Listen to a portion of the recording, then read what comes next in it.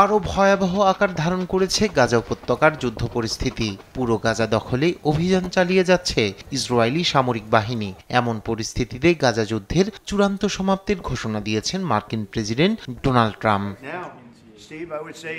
স্থানীয় সময় সোমবার ট্রাম্প সাংবাদিকদের জানান, আগামী 3 সপ্তাহের মধ্যে শেষ হবে এই যুদ্ধ। আমি মনে করি আগামী 2 থেকে 3 সপ্তাহের মধ্যে যুদ্ধের একটি নিশ্চিত সমাপ্তি হবে। ক্ষুধা, মৃত্যুর মতো পরিস্থিতি আর টিকিয়ে রাখা সম্ভব নয়। মানুষ প্রতিদিন মারা যাচ্ছে। যুদ্ধের অবসান ঘটাতেই হবে। এছাড়া গাজার নাসের হাসপাতালে ইসরায়েলি হামলায় সাংবাদিক নিহতের ঘটনায় ক্ষোভ প্রকাশ করেন মার্কিন প্রেসিডেন্ট। এ ঘটনায় আমি খুশি নই, এমন দৃশ্য দেখতে চাই না। তবে আমাদের অবশ্যই এই দুঃস্বপ্নের অবসান ঘটাতে হবে।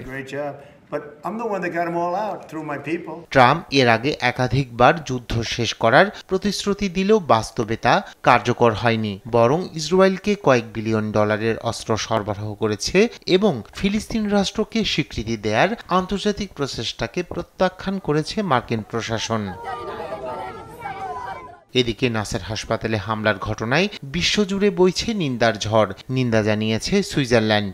আর এই ঘটনাকে নৃশংস আখ্যা দিয়েছেন তুরস্কের প্রেসিডেন্ট রিসেপ তাইয়েপ এরদোয়ান। গাজার নাসের হাসপাতালে ইসরায়েলের নৃশংস হামলায় সাংবাদিক সহ কমপক্ষে 20 জন ফিলিস্তিনি শহীদ হয়েছেন। উন্মত্ত নেতানিয়াহু সরকার মানবতার নামে যা কিছু আছে তা ধ্বংস করার জন্য বিরতিহীনভাবে আক্রমণ চালাচ্ছে। এর মধ্য দিয়ে বিশ্ব মানবতা থমকে গেছে।